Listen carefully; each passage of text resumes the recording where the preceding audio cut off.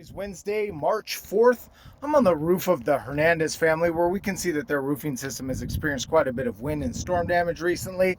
I'm going to be doing a repairability assessment on that wind creased and damaged shingle. It's marked with an X.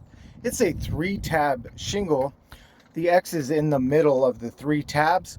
I have the surrounding shingles that could potentially be affected marked out in 1, 2, 3, and 4. All 4 of those shingles intersect or tie into the shingle that I'll be removing. What I want to do is set you guys up so you guys can view the work that takes place. Make sure that you guys have a good, appropriate angle. Looks like we do. I need to go ahead and diagnose the shingle.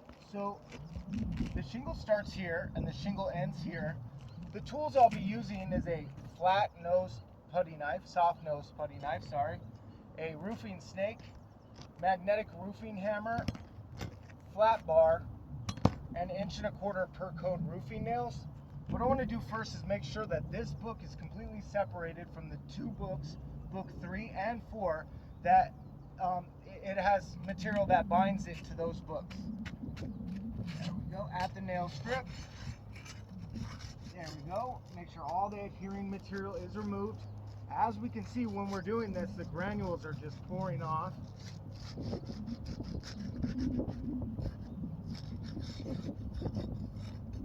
Alright, now I need to do the same things for books 1 and 2. They have material tying them into our book that we'll be removing. I'll start over here, work my way across. In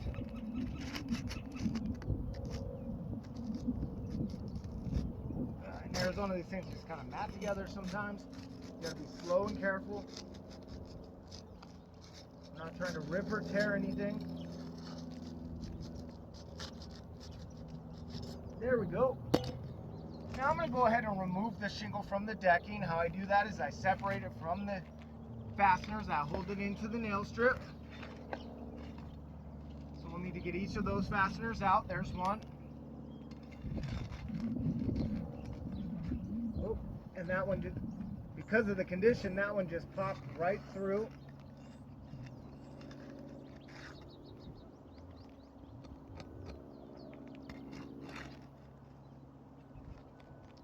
This one as well is just popping through,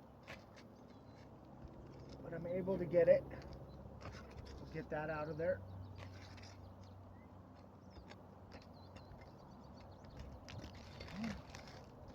And last, we have one right over here on the very end.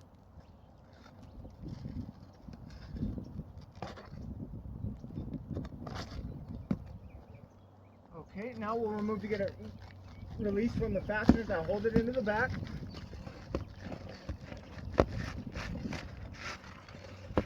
Oh man, you can just see the granules just pouring down. That's not a good sign. Alright, now I'm going to do an inspection of the underlayment to make sure that we have a clean and clear surface to do a reinsertion.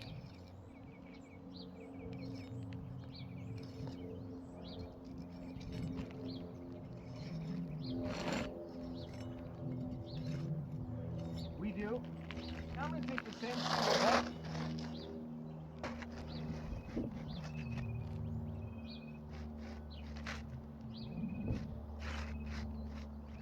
I'm going to work to get it back in place.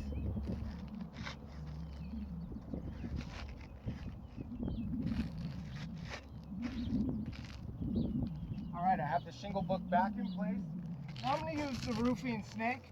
The reason why it's recommended to use the roofing snake is so we don't have to lift books 1 and 2 more than necessary to get an appropriate nail strike. However, these roofing snakes don't always drive the nail in straight. You have to get them in the nail strip with a perfect lineup. So we'll work over here. Number 1, we are in the nail strip. I hate being that close to the shingle though. Some separation. That's 1. Now the roofing snake leaves a little lip, so you have to go above the nail and drive it in one more time. There we go. We'll work over here. We straight. Oh, we see a small fracture there. That's caused by the roofing snake. Oftentimes that'll happen in order to get the nail straight.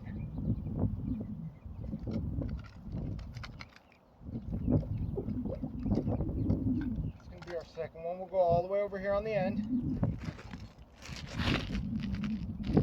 Make sure that we're in the nail strip. We are.